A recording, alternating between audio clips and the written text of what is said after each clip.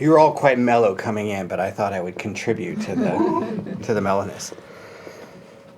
That's an old piece. I wrote that back in 2008. And it's a really neat story because I was living in Seattle. I was managing restaurants. I was playing piano for weddings and DJing weddings almost every weekend on my one day off. As if life wasn't stressful enough managing a restaurant, I had to go and play for weddings every weekend, but I loved doing it. And I remember this particular evening, I was playing this piano. I shouldn't even call it a piano. I should call it, what I call it is an ERP. Instrument resembling a piano. It was so out of tune and so painful to play. And I was so embarrassed to be playing it for an hour and a half. Job done. I got home that evening about 1 or 2 o'clock in the morning. And all I wanted to do was go to my piano and recover. It was late at night, and I remember for some reason just hitting record on my system. And I just played something that would get the tune of that out of my head. And I played pretty much what you heard. And it's the first time at that point that I had ever improvised a piece. And when I came down in the morning, I had recorded it. It was just perfect. And I ended up putting out an album. So it was a true improv in the sense that it was composed, performed, and recorded all at the same time in its entirety. Now I kind of embellished. I've added a little fun stuff to it, but and that was really inspired by my buddy Louis Landon, who had just come out to Seattle to record a fully improvised album, his Solo Piano for Peace album. And I was so impressed with what he did, and I was so outside of my box that I was so happy when I had that, and I listened to it in the morning because I left the recorder going all night. I literally went straight to bed and had 13 hours of data with 2 minutes and 40 seconds of music at the front of it. But I put that on my album, Mesmerized, and I called that song Breathless because I remember in the morning listening to it, and it actually took my breath away. It was a really neat moment. So, I'm going to pick it up just a tad. I'm going to play a love song for my beautiful wife, Amy. This is a Candlelight Waltz.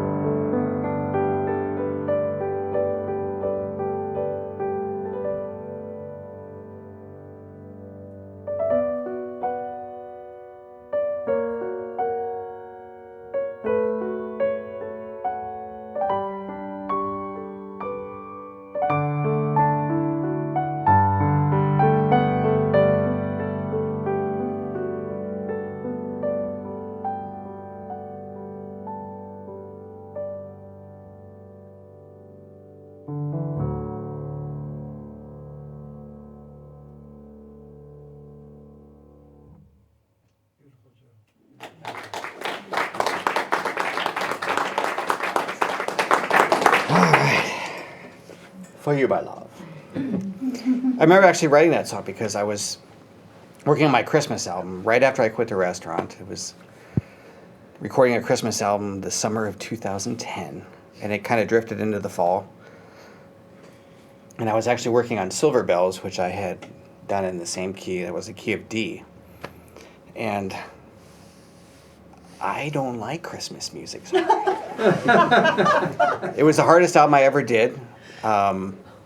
And I would start working on these Christmas songs, and I would just roll over it and start improvising in the middle of them and just start writing stuff. It's like, get me away from that song, and I'd start doing something. But that recording all those songs actually inspired most of the songs on my album Into the Wind that was released shortly after that. Because those sessions were just, laborious, but they led to creativity. And I was working on Silver Bells. But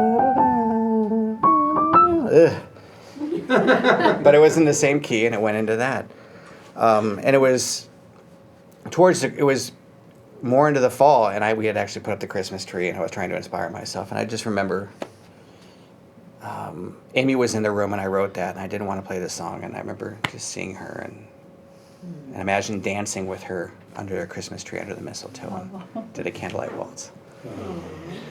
And Amy also played a big part in this song. This song, she heard me improvising one morning, and she hit the record, and she liked what I was doing, and she turned the system on and recorded this and made me go back and listen to it later that day. And it's become one of my more popular pieces. I have no recollection ever writing this song other than going back and listening to it, so I call it trance.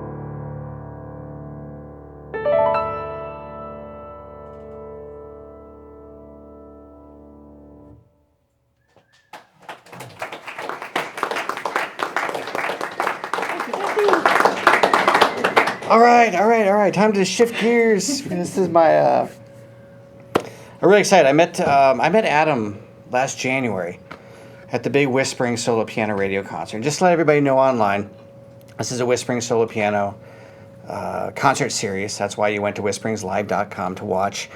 And the concert series online features all artists that are being featured on Whispering Solo Piano Radio, which is a 24-hour free internet broadcast for original solo piano music. It's the internet's #1 broadcast.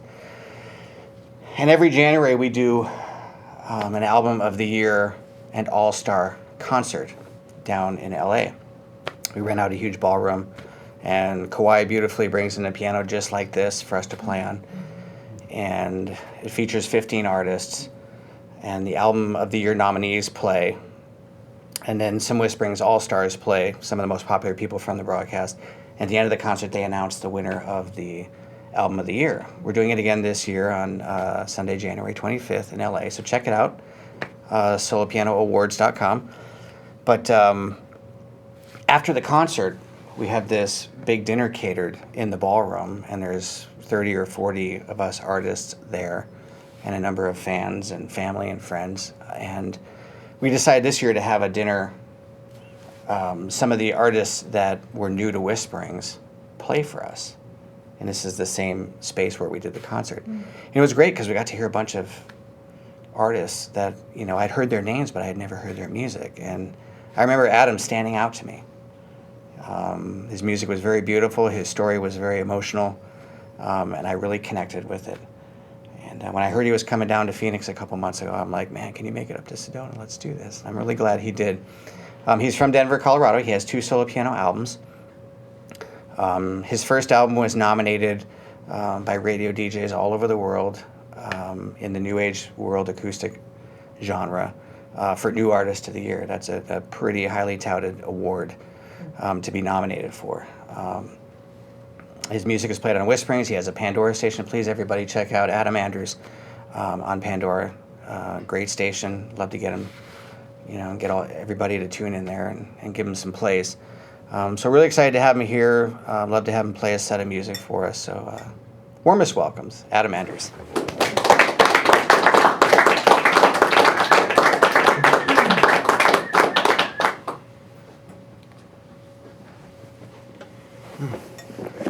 Well, hi, how's everybody doing? Doing good. Good. Well, just thrilled to be here. Thank you for coming, everybody that's here. My parents as well. And to all of you out there who have tuned in, appreciate it. So thanks for watching. And I'm kind of the new kid on the block, as Joe mentioned. And I found out about Whisperings not even 2 years ago when I started doing these albums. And just really fell in love with the idea of that's behind it, of unity with the artists. And so, and I saw that right away, that the artists are just such good friends and they all support each other. And I just thought, I just want to be a part of that, and I feel very fortunate now to be a part of that and to have Joe invite me out here. So, and to all you grandparents out there, happy Grandparents' Day as well, and to my folks. So, yeah. So, well, I'm going to start tonight with the song that really kind of got me recording albums within the last couple of years. And so, my family adopted our son from a city called Ambo in Ethiopia a few years back. And a couple of years ago, as I was reflecting on that process, there was just a lot of emotions that I don't think had been able to process fully. And of course, I think for a lot of piano players, this is where we do that, and it was finally starting to come out. And so, and at the same time, my parents gifted us my childhood piano. They had downsized and retired and that kind of thing, and so it was like this perfect recipe to just start playing like crazy and writing music. And as I processed the adoption, there was a lot of hard things in that, and but now we feel very blessed with our son home.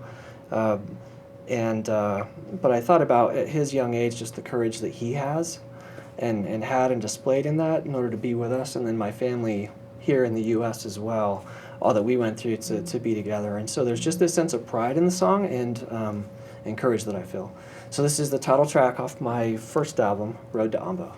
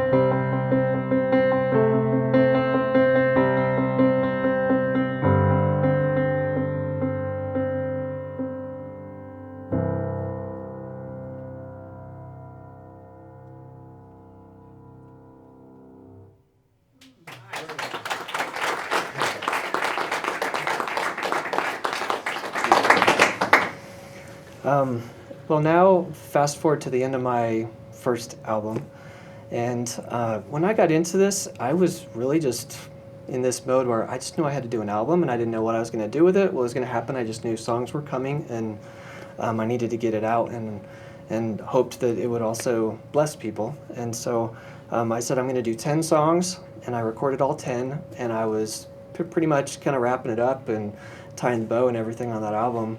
And I had the headphones on, and I'm listening, of course, you know, with a fine-tuned ear, whatever, and sitting on the couch, and all of a sudden I just start thinking, it's not done.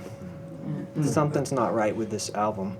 It's, you know, and I had changed a lot in my life at that point. I started, you know, second guessing, what am I doing, you know, in order to do this music thing. And as I did that, my daughters, they're now 7 and 6, were on the floor, and they're wrestling and playing, and at first I was a little irritated, you know, like, hey, I'm having my moment here. I'm trying to listen to my music. And yeah, right, they listen. Sure. and then all of a sudden I just saw them, you know, they're wrestling, they're tickling each other, they're laughing, and I just felt this sense of peace in who they were becoming, and in the example I was setting for them by following my dreams. And so, sorry, I'm like crying my first, no.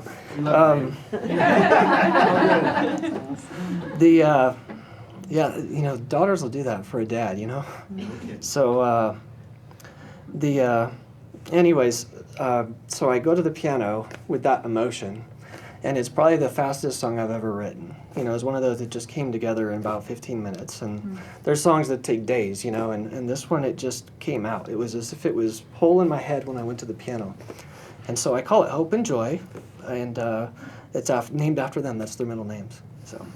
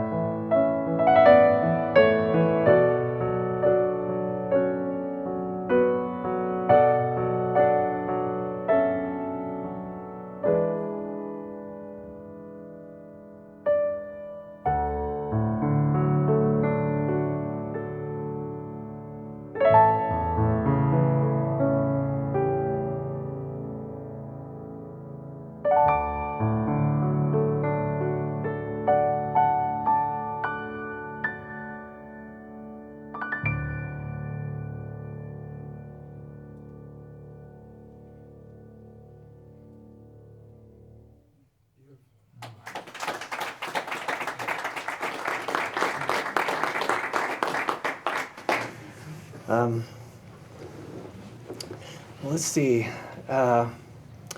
Next, I'm going to play another song off my first album. This one is called Faces We See. And this is one of those that, I talked a little bit about our adoption, and that transformed me, My wife has worked with orphans for many, many years, and even before we were married, and it was kind of a prerequisite when we got married. She said we're going to adopt at some point, and I said we're going to watch Denver Bronco games, and done. We shook on it, but, and so. Couldn't get that out of the way. But it's just over the years I've just seen my heart and compassion. I've just been transformed, and it's a work in progress. But Faces We See, it was as I reflected on. There's a verse that in the Bible that says, or that talks about seeing Jesus' face in those who are vulnerable or hurting, or and I guess I just put this one together as I contemplated that and what that means and how that's changing in me as I try to become a more compassionate person and just live that out. So.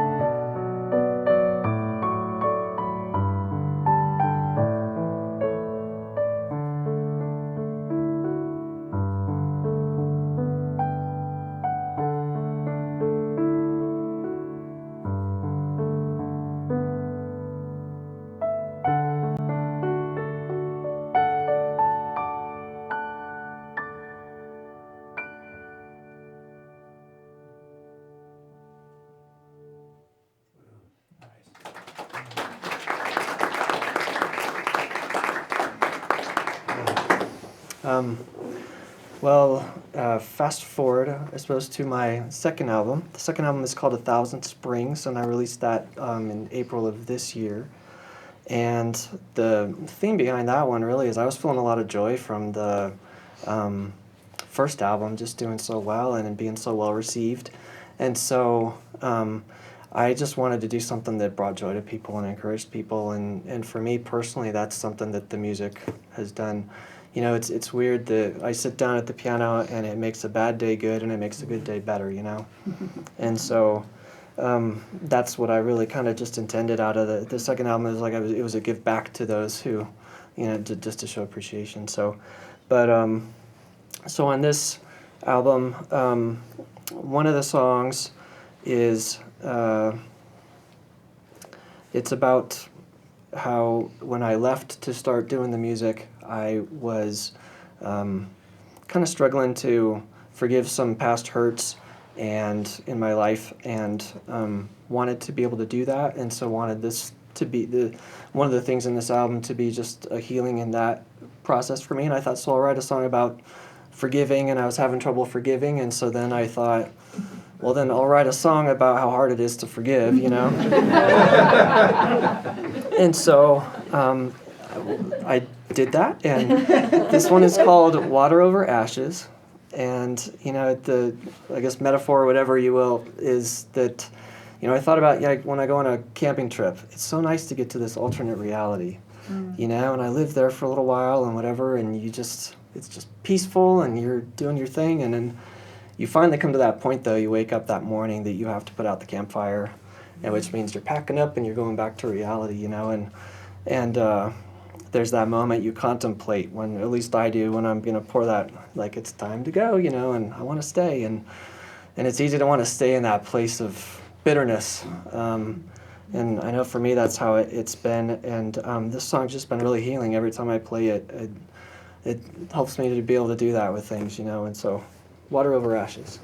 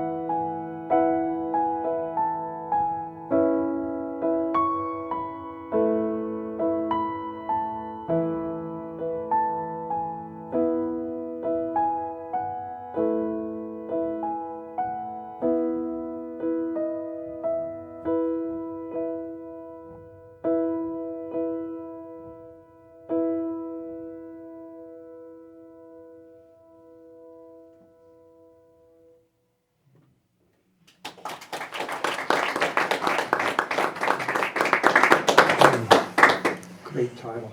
Oh, thanks. Yeah. Yeah, you can kind of tell in the piece as it builds that point, of contemplation, what do I do? And I find when it's funny when I write about something of where I want to get, like I want to be at that place of forgiveness, sometimes it's not as, even though I think eventually I get there if I go through it, it just, when I'm able to get to that more authentic place of now, here's where I really am, and let's just write about, I think it helps. It connects my heart to it more, But well, goodness. Let's see. What am I going to do next here? I'll do another one off the second album, and this is probably my only song that the meaning of it has morphed over time. At least so far. I don't have that many songs, but and when I first wrote it, I was just thinking about there's always a new day. There's always hope tomorrow, no matter what happens in the past or happens today. And, I've got, at least until, the end, I've got this new day each day. And so that was what I wrote about. And as time has gone on, as I made these changes in my life the last couple of years and have been playing a lot more music, and it's sort of become this song of peace for me and what I'm doing. That,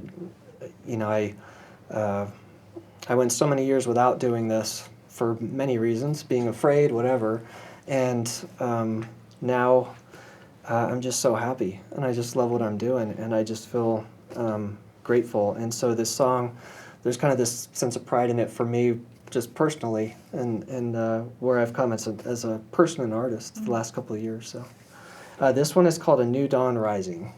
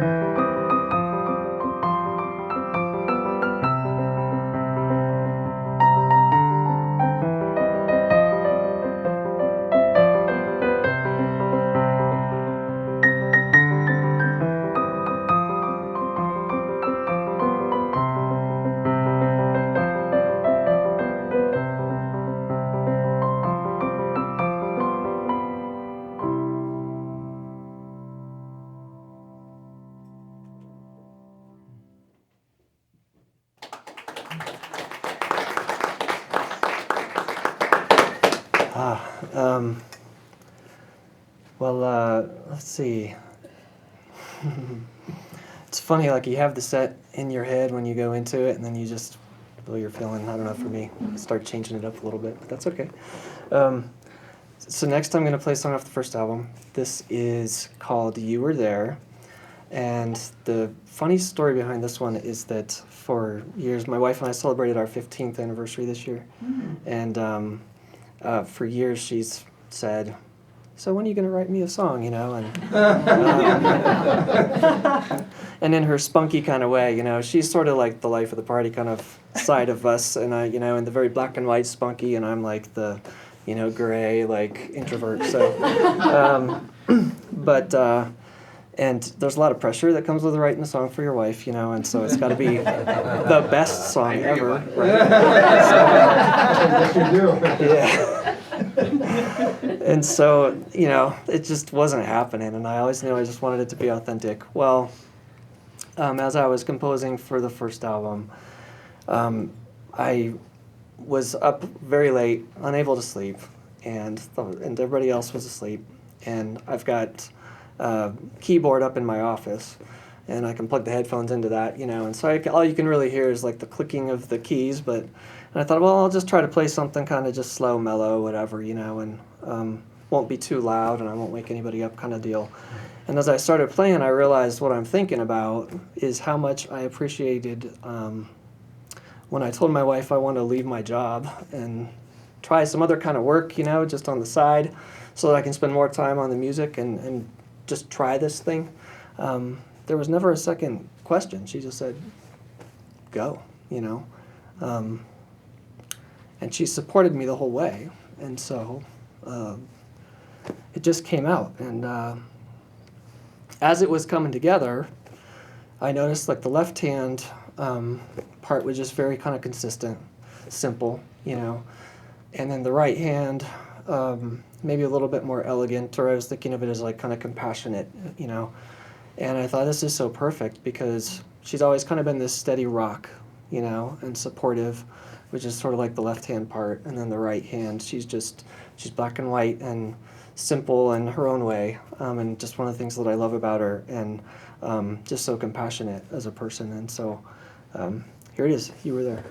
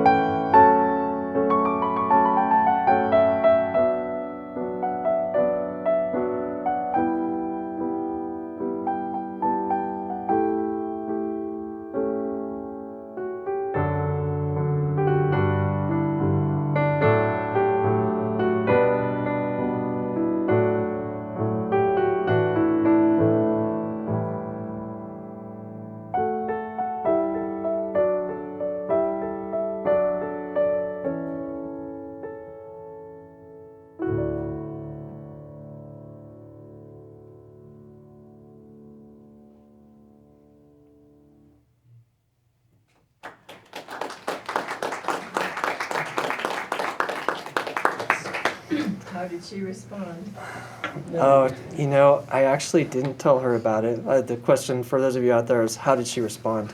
And I didn't tell her about it until I had it recorded, and it just sounded awesome, you know. And and so she came home, and I had her listen to it, of course, with the headphones to get the full effect, and it was really cool seeing her reaction. She was very grateful. So, all right, well, if it's okay, I think I'm going to try a new one, and it's not even done yet. It's kind of, I don't know, maybe 70% there.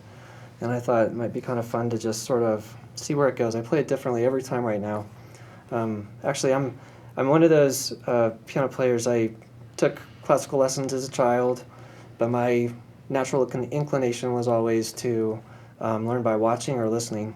And it never really clicked with sight reading. And so to this day, I struggle with sight reading. I pretty much just do everything by ear and memory. And so even after I write songs, a lot of times they sort of shift a little bit just because they're up here and they morph over time. But so this song is, I think I'm going to call it Coming Home.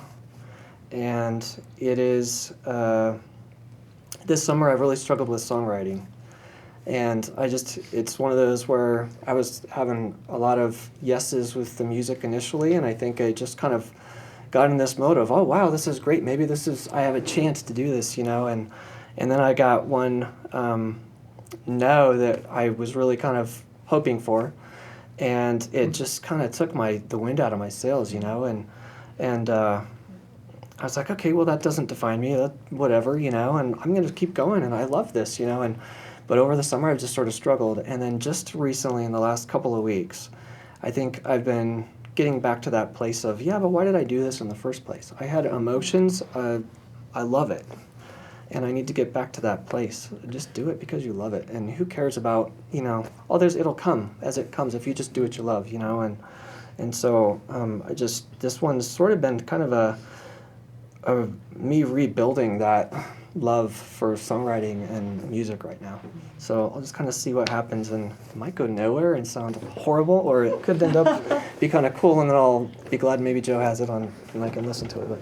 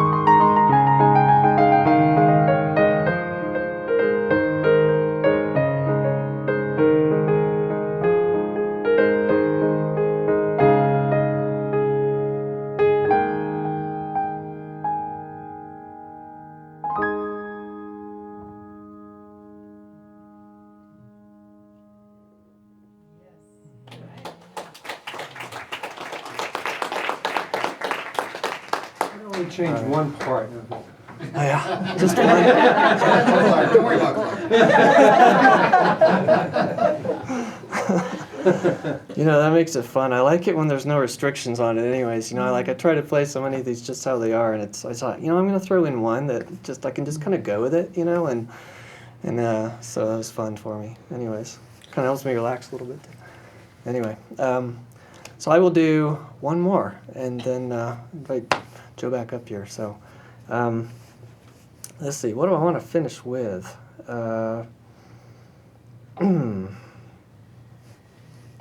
I'll play, I'm going to do a song called Every Dark Tear. And this is a song that Joe mentioned I played at the Whisperings Awards dinner in January. And it's dedicated to my best friend from childhood who passed away last year. And I remember going to his funeral and seeing his family and being just kind of heartbroken, you know, and I hadn't seen them in a long time, his folks and sister, and I remember feeling like I just needed to be like this rock or something, you know.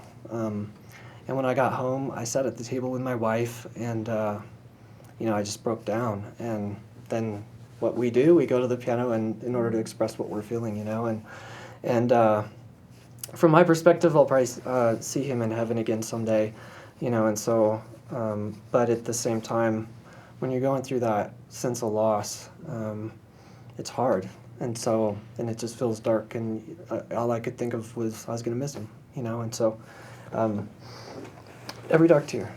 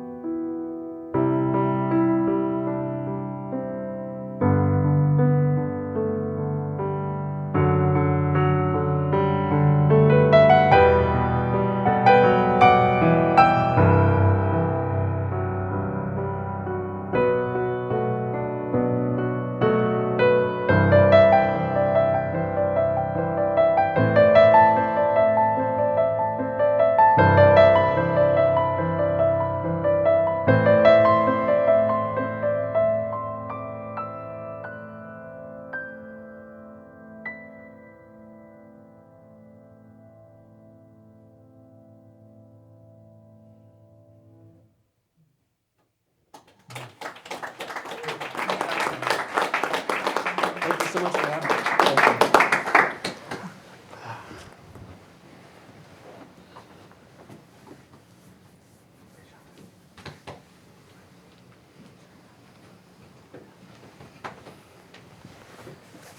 So what you know of whisperings and solo piano, does this guy not fit the bill so yeah. perfectly? Yeah. He's right in. I expect to hear a lot more from him. Well, we're going to have you back, man. Good job. That was awesome.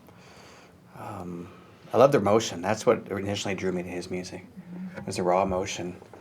I remember during the dinner when he was briefly told the story about his friend and played that song. And the dinner's kind of going on, but he was 100% there and present when he played that song. Okay, that wouldn't be a little concert here at the house if I didn't invite the wonderful Louis Landon, my buddy, my grandpa, to come up here and play us a song, man. Louis who? Louis Landon.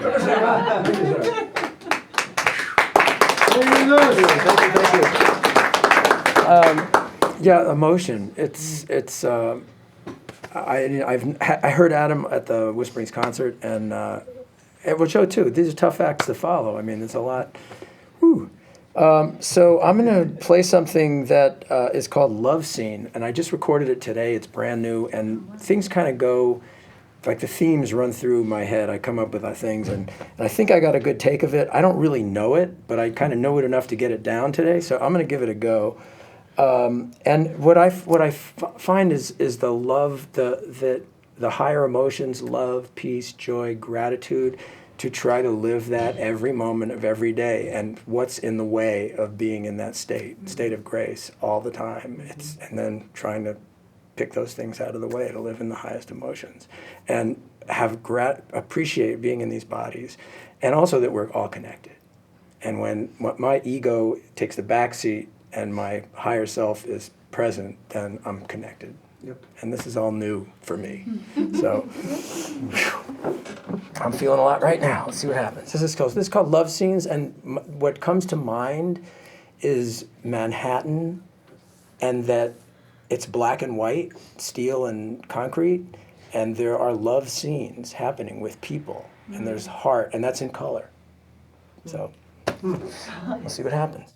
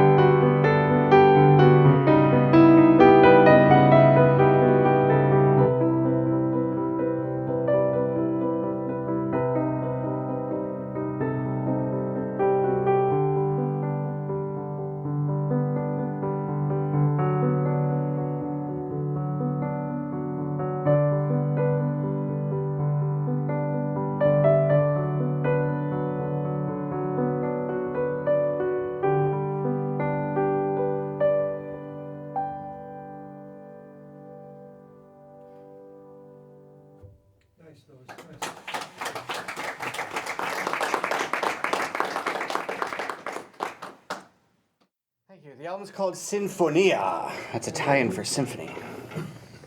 Everybody's like, Joe, we love your album Sinfonia. I'm like, no. Is that even a word? I don't know. No, it's Sinfonia. My father's Italian. I'm half Italian. Giuseppe is a quarter Italian, even though he has a very Italian name. I'd like to play one more song from Sinfonia for you guys. This was inspired by a visit to the Pacific Ocean, where I encountered a seagull that connected with me. I was sitting atop my hotel room on my digital piano looking out over the Pacific Ocean at Ventura Beach, right out on the patio, and this seagull was flying around, and over the course of a few minutes of my improvising, he made his way and plopped down right on the rail of the deck of my room, and he inspired me, and the song went in this direction. I didn't have any breadcrumbs, and I'm really happy that he hung around for about 15 or 20 minutes, and he didn't seem disappointed when he left. But I've got a very strong connection to nature. I've had wonderful experiences in nature, specifically with individual animals. I've got a blue jay story. I've got so many stories, all in times of healing, all in times of huge stress, where nature comes to me and says everything's okay. And this was one of those moments. So I wrote this to the seagull.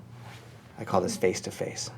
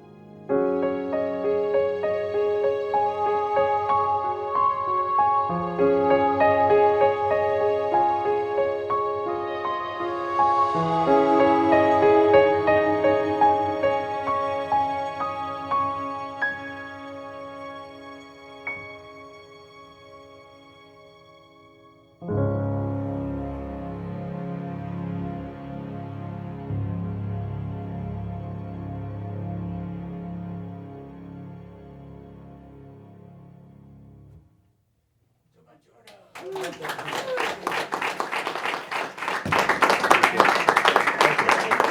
you, guys.